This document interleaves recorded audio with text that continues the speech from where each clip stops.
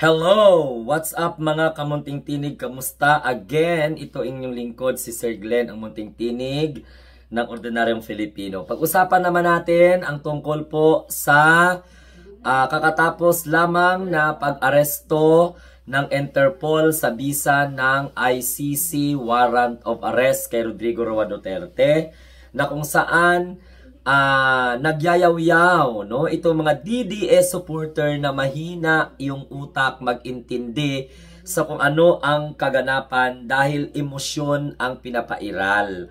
Kasi nga, kapag nag-iisip ka gamit ang emotion mo, sometimes nagkakabalentong-balentong na yung prinsipyo na gusto mong ipaglalaban. Mga kamunting tinig, prangkahin ko na kayo. Walang ibang dapat sisihin kung bakit dinampot ng Interpol sa bisa ng ICC Warrant of Arrest si Digong ay ang kanyang mga abogado at mga kaalyado. Hindi lamang po ang kanilang sarili. Hindi lamang si Digong, hindi lamang si Sara, kundi yung mga abogado. So ibig sabihin law-law ang mga abogado na nag-handle noon ng ganon. Dahil kahit anong apila nila, hindi sila napapakinggan. At tandaan po ninyo guys, 2017 nagreklamo ang Magdalo sa pamumuno nila Trillanes, okay, sa The Hague, sa International Criminal Court. So 2019, nag-withdraw ang Duterte administration sa ICC bilang miyembro. Sumantakin nyo kailan naging presidente si PBBM? 2022. So sa loob ng 8 taon, naghintay ng hustisya. Okay? Naghintay ng tagumpay ang mga abogado at ang pamilya ng mga biktima ng war on drugs, ng extrajudicial killing, o yung sinasabing state-sponsored killing sa panahon ni Rodrigo Roa Duterte. So how come, again and again, na sinisisi ninyo sa gobyerno ang kinahinatnan ni Rodrigo Duterte? Ibig sabihin talaga, hindi pa naman siya convicted. May panahon pa para ipagtanggol ni Rodrigo Roa Duterte ang kanyang sarili. Dahil iimbestigahan, natapos ang preliminary investigation, magkakaroon po ng hearing, magkaroon po ng presenta ang dalawang panig, ang prosecution and defense. So harapin po ng mga abogado ni Rodrigo Roa Duterte, imbis na magyaw-yaw, imbis na magbubunganga, ito mga kaalyado ni Rodrigo Duterte, at syempre, no, ito mga abogado, when it comes to legal opinion, ubusin na lang ng mga abogado ni Rodrigo Roa Duterte ang kanilang energy para kontrahin ang nagiging findings ng International Criminal Court judge na nagpalabas ng warrant of arrest. So, naintindihan po ninyo? Kaya wag nyo isisi sa gobyerno. Sundan ninyo ang mga pronouncement, mga ideya, mga post ni Juan Ponce Enrile. Malalaman nyo po kung ano ang dapat ninyong gawin. Hindi po kayo makakapag-isip ng tama kung puro lang emosyon ang pinapairal ninyo. Magpapaawa kayo na parang kayo lang ang biktima, na kung tutuusin, walang nawala kay Rodrigo Duterte. Samantala, itong mga biktima na hindi natin alam kung talagang sila po ba ay kriminal sapagkat walang due process na nangyayari. Basta na lang sila natagpo ang patay, basta na lang sila nadamay, basta na lang sila tinukhang. Naintindihan po ninyo? May mga corroborative statement laban po sa mga akusado sa International Criminal Court against crimes or crimes against humanity. So, imbis na isisihin ninyo si Marcos, si PBBM, sisihin ninyo ang gobyerno, isipin nyo muna nung ginagawa ninyo mga abogado ni Digong. Ngayon palang paghandaan ninyo kay magsisimula na po ang hearing sa International Criminal Court. At ito pa, VIP pang pagdala kay Rodrigo Duterte doon. Alam nyo kung bakit? Naka-private jet pa. So, panahon na ang alas para idepensa, no, si Rodrigo Duterte sa mga abogado. Mag-usap kayo kung ano yung mga strategy ninyo, kung paano nyo ma-convince ang ICC Court na walang kasalanan si Rodrigo Roa Duterte. Pero for the meantime, kailangan sumunod muna tayo sa proseso. Tama yung kailangan ilipat na si Rodrigo Duterte sa Netherlands or sa ICC dahil yun naman talaga yung protocol. After na magpalabas ang ICC ng warrant, coordinated sa Interpol na tinalima naman ng gobyerno natin, okay, alam naman natin yung stand ng presidente sa ICC, pero may mandato tayong sumunod sa Interpol. Kasi magiging precedent po yan kung halimbawa, kung tayo naman na nangangailangan ng tulong ng Interpol, hindi tayo makakakuha kaagad-agad kung tinanggihan natin at hindi natin ipapatupad. Kasi pag once na mananatili si Rodrigo Duterte dito sa Pilipinas, ang kanyang mga kalyado, lalong-lalo na pag makabalik siya ng Davao, magkakagulo talaga. So kasi may mga mahina ang utak ng mga supporters ng mga Duterte na hindi po naiintindihan kung ano yung magiging kahinatnan pag magtagal si Rodrigo Duterte sa Pilipinas. Kasi ang protocol, kung halimbawa ngayon hindi tayo member ng ICC, ililipat siya sa ibang bansa na membro ng International Criminal Court, pinakamalapit. Ang iba nagtatanong, akala ko ba sa Dahey dalahin? Akala ko ba sa ICC dalahin? Bakit naman sa Dubai naglanding ang eroplano? Dahil mga kamunting tinig, wala pong diretsong travel, okay, mula Pilipinas hanggang na Netherlands. Mayroong travel connecting. Okay? Kung namataan po ninyo dyan sa Dubai ang eroplano o ang private jet na sinakyan ni Rodrigo Duterte, maaring nag-refuel yan or sasakay sila ulit sa ibang eroplano papunta ng Netherlands. O kung ganun pa rin ang gamitin nila, magre-refuel sila. Kasi wala pong direct flight from Philippines to the Netherlands. As far as my knowledge is concerned. So, imbis na magtatantrum kayo dyan, mag-strategize kayo. Huwag kayong mag-hunger strike kasi nagbabalak daw na mag-hunger strike ang mga taga-suporta ni Rodrigo Duterte. Mantakin po ninyo anong ginagawa nyo sa buhay ninyo. No, tama na yung mag-support kayo kay Rodrigo Duterte, pero naman huwag kayong araw-arawin nyo talaga ang magpapakatanga.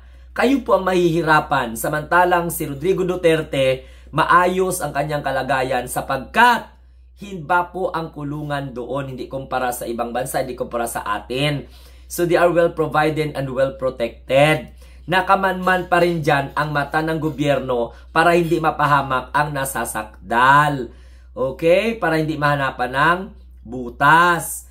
So aalagaan yan siya doon, then a-attend siya ng hearing. So ganun ang mangyayari. So kung ano man ang nangyari ngayon na pagdampot kay Rodrigo Duterte, ayan, dahil po sa protocol yan at dahil po hindi ino-oppress ang political rights dahil unang-una, hindi po kailangan ni PBBM makipag-compete kay Rodrigo Duterte dahil hindi naman po siya tumatakbo. Kaya walang dahilan para again and again, katulad ng previous video ko, i-connect ninyo sa political oppression. So pinapatupad lang po ang pag-serve ng warrant at may responsibilidad tayo sa Interpol na tatalimain ito.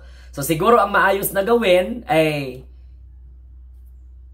abangan natin ang susunod na kabanata kung paano idepensa. Sir, mayroon pong TRO. Paano late? At saka sa tingnan po natin, magti-TRO ang Supreme Court. Okay? Samantalang hindi naman po kaso ng Pilipinas yan dito.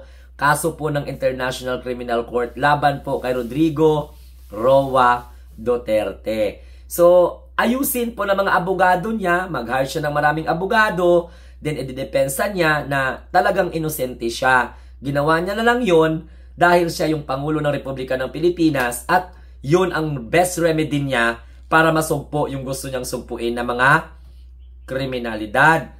At di maayos di umano na paggamit ng pinagbabawal na gamot. So yun mga kamunting tinig, no? Tigilan na natin yung bangayan, tigilan natin yung away-away.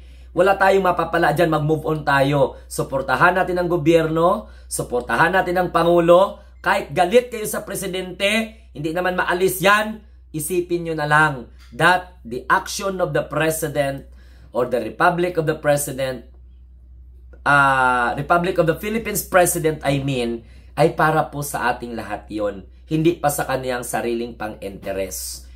Okay? So move on na. Masyado kasing relax ang mga abogado ni Digong. Masyado kasing in-underestimate ang ICC at ang gobyerno na ito. Mantakin po ninyo. Yan ang nangyari. Kasi na-overwhelm kayo sa suporta ng taong bayan. Tapos, ayaw ko naman mangutya sa inyo. Pero, ang sinasabihan ninyong weak na president, ayun, sumunod sa batas, sa international law. Okay? Maayos ba? So yun lamang mga kamunting tinig. Sa mga nagbabalak na mga DDS dyan na mag-people power, pwede kayong mag-express ng inyong opinion. Pero ingatan nyo ang inyong mga sarili. Magdala kayo ng tubig para hindi kayo ma-heat stroke. Kasi pag ma-heat stroke kayo at ma-hospital kayo, hindi kayo mamatay agad-agad, mahirapan pa ang pamilya ninyo. Dahil lang sa pagtatanggol nyo kay Digong, na talagang maling-mali man talaga kung hindi po siya ito turn over ng Philippine government sa ICC. Dahil po inutusan ng ICC ang Interpol na makipag-coordinate sa ating local police to serve the warrant of arrest. So ang labanan ngayon sa kampo ng mga Duterte, ayun, nasa Dahey na, nasa ICC na. So ang galingan na lang ng mga abogado kung paano ipaliwanag sa ICC na legal ang kanilang ginagawa at wala silang pananagutan sa sangkatauhan. Naturalmente, nauunahin talaga si Rodrigo Duterte kasi during that time, siya po ay what we call this, presidente ng Republika ng Pilipinas. Gimfilean siya ng kaso nilang Magdalo sa ICC 2017. Nag-withdraw 2019. Kailan naging presidente si PBBM? 2022. Kailan lumabas ang desisyon ng ICC? 2025. Nakipag-coordinate ba ang gobyerno sa ICC? Wala. Pero kung tanungin natin, may contact ba yung ICC sa gobyerno? Of course. Pero hindi ginamit ng gobyerno para i-discuss yan. Kaya yung sinabi ninyo na tinraidor, maling-mali po yan na premise. Okay? Klaro po ang sinabi ni PBBM. He will not allow and he will not cooperate. The Philippine government will not cooperate sa ICC investigation. But it doesn't mean na kapag hindi mag-cooperate ang gobyerno ng Pilipinas sa ICC during investigation, hindi mag-iimbestiga ang ICC. Mag-iimbestiga pa rin. The result of this preliminary investigation really validated by and summarized by the International Criminal Court warrant of arrest. Despite of dissenting opinion from everyone from each judges from the ICC. So maliwanag pa sa sikat ng araw, galingan ng abogado ni Digong, makipag-cooperate si Digong, at pwede silang mag-plea bargain doon kung papayagan sila ng ICC or International Criminal Court. Titingnan natin, abangan natin kung babalik si Rodrigo Duterte dito sa Pilipinas or doon niya hintayin ang magiging resulta ng hearing. Kasi it lasted 8 to 10 years bago magdesisyon ang ICC kung ano ang kahinatnan ng mga nasasakdan. Maraming salamat. Hanggang sa muli. Kung hindi pa kayo nakapag-like, share at saka subscribe, subscribe na! Mag-comment ng may kabuluhan, mag-like para kayo ay pasalamatan, at thank you very much sa inyo po mga kamunting tinig. God bless and mabuhay po tayong lahat.